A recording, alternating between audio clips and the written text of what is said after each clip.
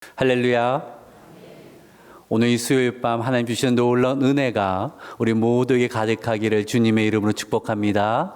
아멘.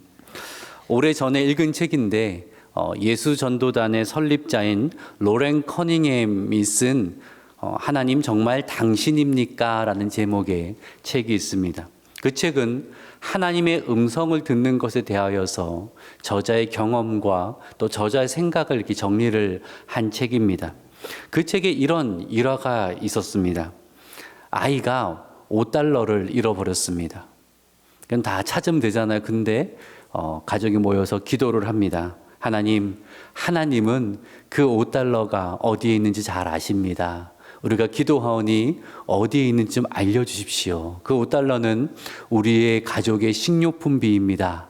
이렇게 기도할 때에 하나님께서 그 $5가 정확히 어디에 있는지를 알려주셔서 그것을 찾았다, 이런 내용이 적혀 있고요. 그 외에도 이와 비슷한 이야기가 참 많이 적혀 있습니다. 그 일화를 읽고 깊은 감명을 받았습니다. 그리고 저 또한 물건을 잃어버렸을 때 동일하게 기도를 하였습니다. 하나님, 제가 그 물건 꼭 필요합니다. 어디는 도무지 모르겠습니다. 하나님 꼭 찾도록 알려주십시오. 기도했더니 어떤 일이 있었는지 아십니까? 아무것도 안 알려주시더라고요. 우리가 일상생활에서 크고 작은 문제에 봉착할 때마다 하나님께서 밝히 알려주셨으면 참 좋겠다라는 생각을 할 때들이 있습니다. 정말 이 길이 맞는 것인지 하나님이 선명하게 보여주셨으면 좋겠다라는 생각이 들 때도 있습니다. 하나님께서 그렇게 행하실 때도 있지만 참 많은 경우에는 그렇지 않은 경우가 더 많이 있죠. 오히려 우리에게 성령이 주신 지혜를 통하여서 하나님의 뜻을 분별할 것을 말씀하고 있습니다. 저는 오늘 하나님의 뜻을 분별하려면 어떻게 해야 될까를 말씀을 드리고 싶습니다. 오늘 제가 드린 말씀이 지금 여러분의 고민에 대한 모든 해답이 다 되지 않을 수 있습니다. 하지만 저는 하나님의 뜻을 분별하기 위한 아주 중요한 원리를 오늘 좀 설명을 드리고 싶습니다. 이 말씀을 통하여서 하나님의 뜻을 분별하는 지혜가 더욱 깊어지는 이 은혜가 있기를 주님의 이름으로 축복합니다. 아멘. 사도행전 20장에서 바울은 빌레도에서 에베소 교회 장로들을 초청하여서 고별 설교를 하고 작별을 합니다. 그리고 밀레도를 떠나서 예루살렘에 도착하는 여정이 오늘 본문에 기록되어 있습니다. 1절부터 3절까지 이렇게 그 여정을 간략하게 설명을 하는데, 우리가 그들을 작별하고 배를 타고 바로 곳으로 가서 이튿날 로도에 이르러 거기서부터 바다라로 가서 베니게로 건너가는 배를 타고 가다가 구브로를 바라보고 이를 왼편에 두고 수려로 항해하여 두로에서 상륙하니 거기서 배의 짐을 풀려 함이러라. 이 지명들이 많이 등장을 하죠. 그래서 좀 지도를 보면서 좀 더 설명을 드리면, 이제 3차 선교 여행이 마무리되기 때문에 한번 우리가 다 좀 생각을 하면 정리를 하면 좋을 것 같습니다. 바울의 첫 출발지는 수리아 안디옥입니다. 그렇죠? 그것이 1번입니다. 수리아 안디옥에서 육로를 이용해서 2번인 에베소로 곧장 갑니다. 왜냐하면 2차 선교여행을 마무리할 때에 에베소에서 좀 바울을 초청하였지만 내가 지금 갈 수 없고 하나님이 뜻이어서 내가 방문하겠다라 약속을 했잖아요. 그래서 바울은 에베소를 곧장 이제 갑니다. 에베소에 3년 이상을 머무르면서 말씀을 잘 가르친 다음에 2차 선교 여행지 둘러봤던 교회들을 다시 방문하길 원했습니다. 그래서 배를 타고 유럽인 마게도냐와 그 아래 아가야 지방으로 이게 방문을 하죠. 그리고 고린도에서 좀 더 머무릅니다. 그리고 나서 이제 배를 타고 예루살렘 돌아가려고 했는데 그 타려던 배에 바울을 평소 미워하여서 바울을 죽이려고 하는 그런 유대인들이 많이 있는 겁니다. 그래서 안 되겠다 싶어서 다시 마게도냐로 올라가서 배를 타고 드로아로 가죠. 드로아 어떤 일이 있었습니까? 주일 저녁에 말씀을 나누고 있는데 3층 다락방에서 그 말씀을 듣던 유두고란 청년이 꾸벅꾸벅 졸다가 그만 땅에 떨어 사망하고 맙니다. 이제 바울이 내려가서 그 죽은 유두고 몸에 자신을 이제 이렇게 엎드리죠. 그때에 하나님의 생명이 그를 덮어서 다시 살리는 그런 놀라운 역사가 일어났어요. 그리고 밀레도로 가서 에베소 장로를 초청하여서 함께 교제하고 고별 설교하고 작별을 한 겁니다. 그리고 나서 배를 타고 고스로 갔다가 그 다음에 따라 보이시죠? 로도로 갔다가 바다라로 갔다가 거기서 이제 배를 큰 배로 갈아탑니다. 이 육지 가까운 데는 좀 작은 배로 섬들이 많으니까 갔다가 큰 배로 이 베니게로 가는 배로 갈아타서 이제는 두로까지 쭉 가게 됩니다. 그리고 가이사로 가고 마지막 6번 예루살렘으로 돌아오는 그 여정을 3차 선교 여행 때 했었다라는 것입니다. 자, 이제 그만 보여주시고 두로에 가서 일주일 정도 머무르는데 두로에서 귀한 신앙의 교제가 있었어요. 믿는 자들을 모이니까 성령의 충만한 역사가 있는 것입니다. 제가 지난 한 주간 제자훈련 지도자 세미나 이제 월요일부터 금요일까지 하면서 뭐 여러 불편함도 피곤함도 있었지만 참 여러 감사한 것들이 있었는데 그 중에 하나가 그 모임이었습니다. 이 목회자 401명이 한 곳에 모인 겁니다. 전국 각지에서 모였을 뿐만 아니라 해외에서 외국 목회자들, 뭐 중국에서 또는 우크라이나에서 또 체코에서 아프리카에서 여러 곳에서 모여서 통역길 통해서 이제 도움을 받으면서 한 자리에 모여 있었거든요. 처음에 개강 예배를 드리는데 그 400명이 넘는 목회자들이 함께 한 목소리를 찬양하고 기도하는데 얼마나 큰 감동이 있는지 모릅니다. 하나같이 하나님을 뜨겁게 사랑하는 헌신된 주의 종들이 그렇게 모여서 함께 찬양을 하는데요. 정말 그 찬양할 때마다 성령님께서 마음을 만져주심이 경험되어지는, 그래서 찬양 시간, 기도의 시간마다 얼마나 많은 힘이 되고 또 위로가 되었는지 모릅니다. 그 경험들을 하면서 그렇지, 우리가 기도의 자리, 말씀의 자리, 찬양의 자리에 찾아가는 것이 얼마나 중요한가라는 생각이 들더라고요. 하나님을 사랑하는 이들이 모여서 예수 그리스도의 이름을 붙들고 함께 찬양하고 함께 기도하고 함께 말씀을 나눌 때에 주의 성령께서 강력하게 역사하신다라는 사실입니다. 우리 주님 약속하셨잖아요. 두세 사람이 내 이름을 모인 곳에 나도 함께하리라 라고 약속하셨거든요. 그러기에 여러분의 그 한 주간의 삶 가운데 바삐 지내지만 그래도 예수 그리스도의 이름으로 모이는, 예수 그리스도의 이름으로 모여서 함께 찬양하고 함께 기도하고 함께 말씀을 나눌 수 있는 그런 모임이 꼭 필요합니다. 그래야 영이 힘을 잃지 않습니다. 그래야 성령 충만한 삶을 살아갈 수 있습니다. 그래야 하나님 놀라운 역사하심 함께 경험하는 그런 축복을 누리게 될 줄로 믿습니다. 자, 본문 가서요, 두로의 제자들이 모였는데 성령의 감동하심이 있었고 그 다음에 이런 이야기를 합니다. 4절의 말씀을 같이 한번 읽어봅시다. 시작. 거기서 이래를 머물더니 그 제자들의 성령의 감동으로 바울더러 예루살렘에 들어가지 말라 하더라. 성령의 감동이 있었어요. 은혜가 있었고 감동이 있었고 그 제자들이 성령의 감동으로 바울에게 이야기하기를 예루살렘에 들어가시면 안 됩니다 라는 말을 했다는 겁니다. 이런 식으로 말을 했겠죠. 바울 선생님, 제가 성령의 감동 가운데 성령이 내 마음에 감동을 주시는데 선생님 예루살렘 가시면 안 됩니다.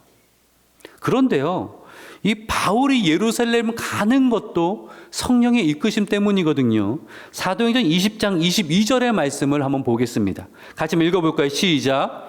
보라, 이제 나는 성령에 매여 예루살렘으로 가는데 거기서 무슨 일을 당할는지 알지 못하노라. 왜 예루살렘에 간다고요? 성령에 매여서 간다라는 거예요.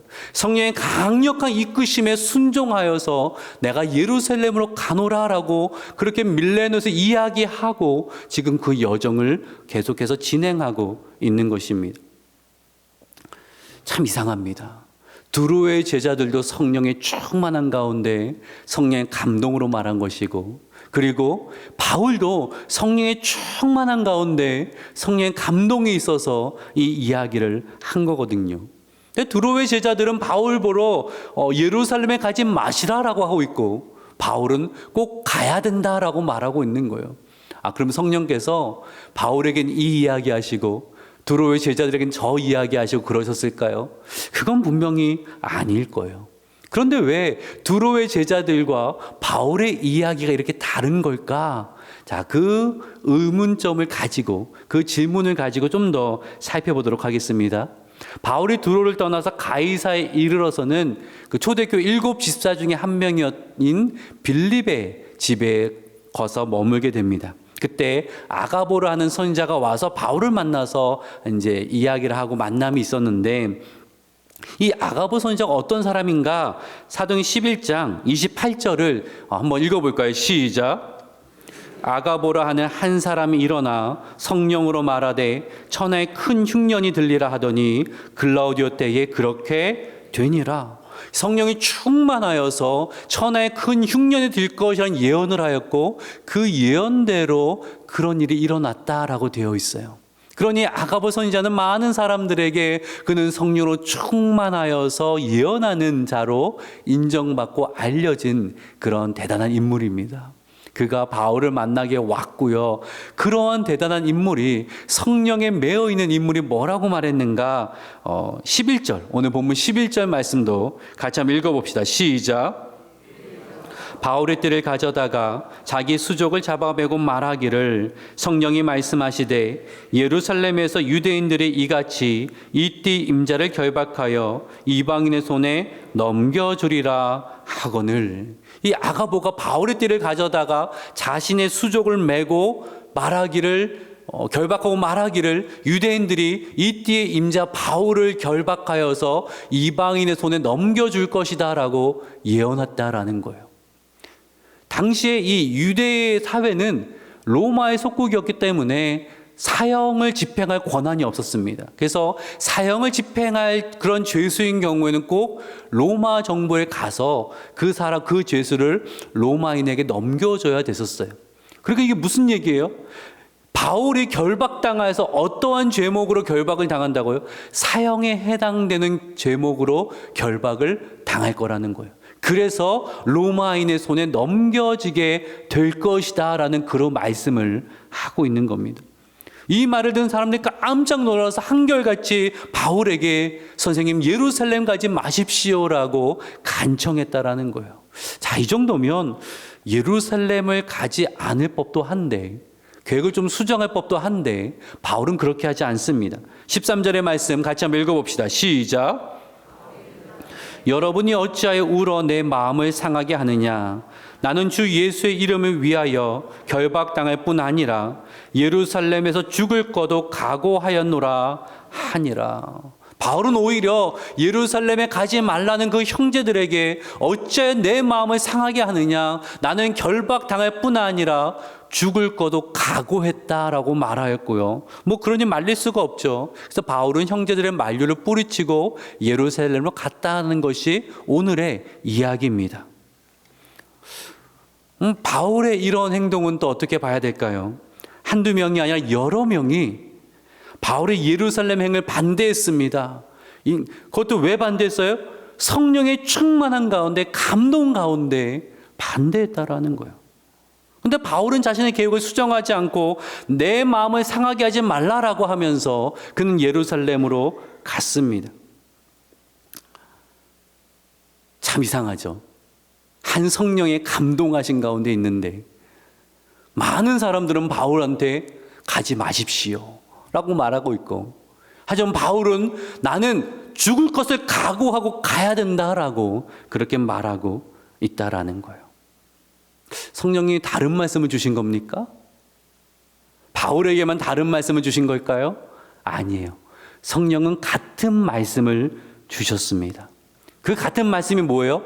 바울이 예루살렘에 가면 결박을 당하고 환란이 있을 것이고 이방인의 손에, 로마인의 손에 넘겨질 것이라는 말씀입니다. 이 말씀에 대한 해석이 달랐다라는 거예요. 바울을 만류했던 사람들의 해석은 무엇이죠? 결박과 환란이 있으니 예루살렘에 가지 말아야 한다라는 거예요. 그럼 바울의 해석은 무엇입니까? 결박과 환란이 있으니 더욱 기도와 말씀으로 무장하여서 가야 된다라는 거예요. 그럼 바울을 만류했던 사람들이 놓친 것이 하나 있었는데, 성령께서 바울이 가는 길에 결박과 환란이 있음을 알려주셨는데 왜 알려주셨는지 그 중요한 질문을 놓쳤다라는 거예요. 왜 알려주셨겠습니까? 기도하라는 거예요. 바울이 나갈 길에 그렇게 힘들고 험난하니까 너희들은 힘써 기도하라고 성령님이 알려주신 거예요. 근데 이들은 성령의 말씀을 어떻게 해석했냐면 결박과 환란이 있으니 가지 마십시오라고 해석을 했다라는 것입니다. 지금 바울은요, 아주 중요한 사명을 가지고 예루살렘에 가는 것입니다. 첫 번째는 이방의 교회들, 마게도냐, 아가야 지방의 교회들이 건네준 구제 헌금을 가지고 예루살렘 교회를 향한 구제 헌금을 가지고 가고 있는 거예요. 당시 예루살렘 성도들은 큰 어려움 가운데 있었습니다. 물론 마게도냐와 또 그 아가야 지방의 이 교회 성도들도 뭐 삶이 녹록지 않았지만 그 예루살렘 교회 형편을 들은 이후에 그들이 마음을 모으고 헌금을 모아가지고 바울 손에 전달을 해달라고 한 것입니다. 이것이 왜 중요하냐면 이 유대인의 마음 가운데는요, 어떤 마음이 있냐면 이런 기도가 있었어요. 하나님, 제가 이방인으로 태어나지 않은 것이 너무나 감사합니다.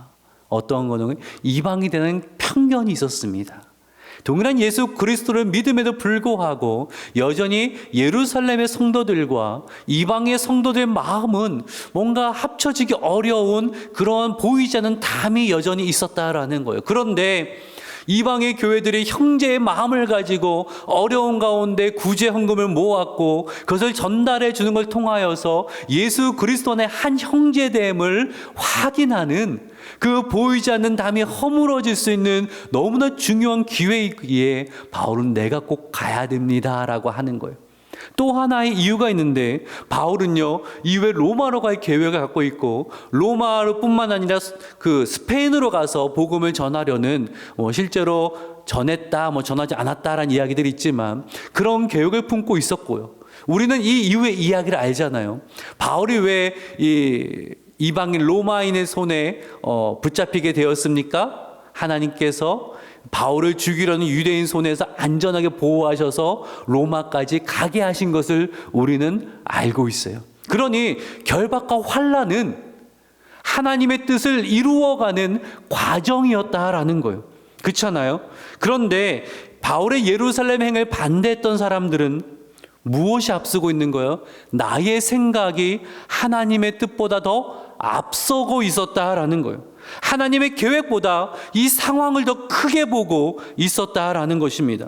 그냥 고난은 피해야 되는 거지라는 생각을 하고 있었다라는 거예요. 믿음으로 고난을 통과할 때에 하나님이 이루실 일을 바라보지를 않고 있었다라는 거죠.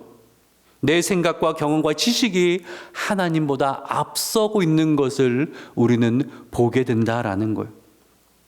자, 오늘 설교의 질문이 무엇이었습니까? 하나님의 뜻을 분별하려면 어떻게 해야 될까? 한 가지 중요한 원리를 하나 알려드린다고 하였습니다.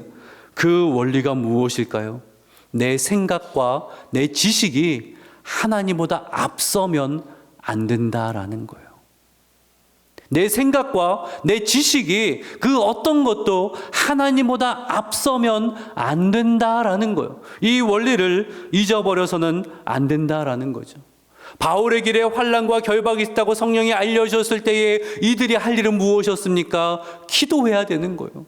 기도해야 되는 거예요. 하나님의 뜻을 온전히 신뢰합니다. 결박과 환난이 있사오나 그 가운데 하나님이 이루실 일을 신뢰하며 우리가 기도하겠습니다. 우리가 금식하며 기도하겠습니다라고 그렇게 엎드려야 했다라는 거예요. 근데 이들은요, 기도하지 않고 판단했고 기도하지 않고 말하였고 행동하였다라는 거예요. 이게 왜 참 위험한 것인가? 잠언 3장 5절과 6절은 우리에게 이렇게 말씀을 합니다. 우리 5절 6절 같이 한번 읽어봅시다. 시작. 여호와를 신뢰하고 내 명철을 의지하지 말라. 너는 범사의 그를 인정하라. 그리하면 내 길을 지도하시리라. 아멘. 마음을 다해 여호와를 신뢰하는 것은 곧 무엇입니까? 내 명철을 의지하지 않는 것입니다.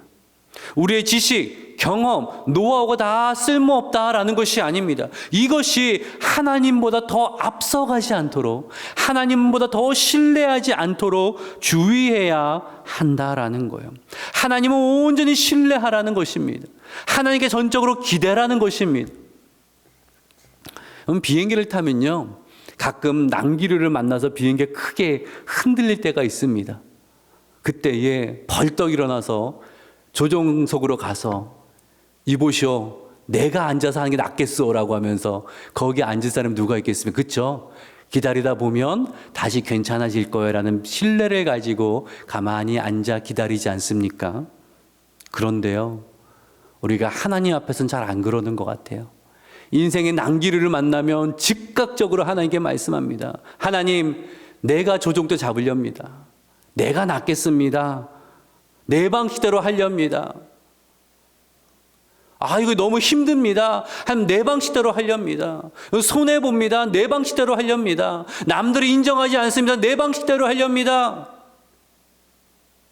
하나님 조종석에서 일어나십시오. 내가 앉겠습니다. 우리는 그런 말을 얼마나 많이 하는지 모릅니다. 하나님의 지혜로우심을 우리는 입술로는 이야기하는데 우리의 삶 가운데는 누가 더 지혜로워요? 내가 더 지혜롭다는 거예요.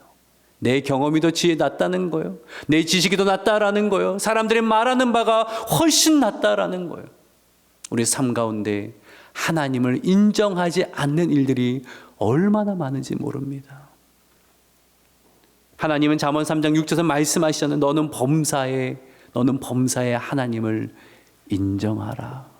범사에 하나님을 인정하라. 범사에 너의 인생의 조정대를 하나님께 맡겨드려라.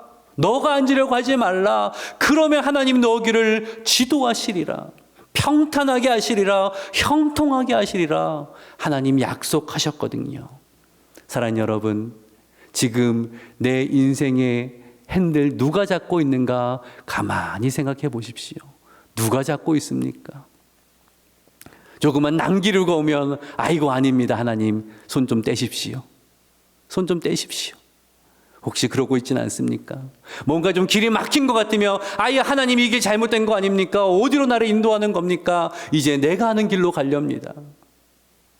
우리가 혹시 그러고 있지는 않습니까? 여러분, 하나님 뜻을 발견하려면 내려놓을 수 있어야 됩니다. 먼저 조정석에서 일어나야 돼요. 핸들을 좀 손 놔야 돼요. 하나님, 내 인생을 경영하여 주십시오라는 고백이 우리에게 있어야 한다라는 것입니다. 그럴 때 하나님 뜻을 발견하게 되는 거예요. 왜 하나님이 이 난길을 통과하게 하시는지, 왜 하나님이 이 거친 길을 가게 하시는지 하나님께 모든 걸 맡겨드리고 순종하며 나아갈 때에 그래서 그랬군요. 하나님 정말 선하시군요. 하나님의 지혜는 형용할 수가 없군요라는 고백을 비로소 하게 된다라는 거예요. 14절 우리 같이 한번 읽어볼까요? 시작. 받지 아니함으로 우리가 주의 뜻대로 이루어지다 하고 그쳤노라. 아멘. 이 마지막 한마디, 주의 뜻대로 이루어지이다. 이 고백이 있어야 한다라는 것입니다. 주의 뜻대로 이루어지이다. 지금은 내 길이 내가 계획한 바가 아니라고 할지라도 하나님 순종하며 나아가면, 기도하며 나아가면 하나님의 뜻이 이루어질 줄로 믿습니다라는 이 고백이, 이 신뢰가 우리에게 있어야 한다라는 거죠. 하나님 뜻이 고난을 피하는 거, 돌아가는 것에 있으면 그것에 감사하면 됩니다. 하나님 감사합니다. 이번에는 저로 하여금 이렇게 편한 길을 걷게 하시네요. 감사합니다. 하나님 뜻이 고난을 통과하는 것에 있으면 기도하며 통과하면 되는 것입니다. 아이고 하나님 이런 뜻이 있어서 나로 하여금 이 길을 통과하게 하셨군요. 깨닫게 된다라는 거예요. 사랑하는 여러분, 힘들다고 포기하지 마세요. 힘들다고 포기하지 마세요. 쉬워 보인다고 덥석 붙들지도 마세요.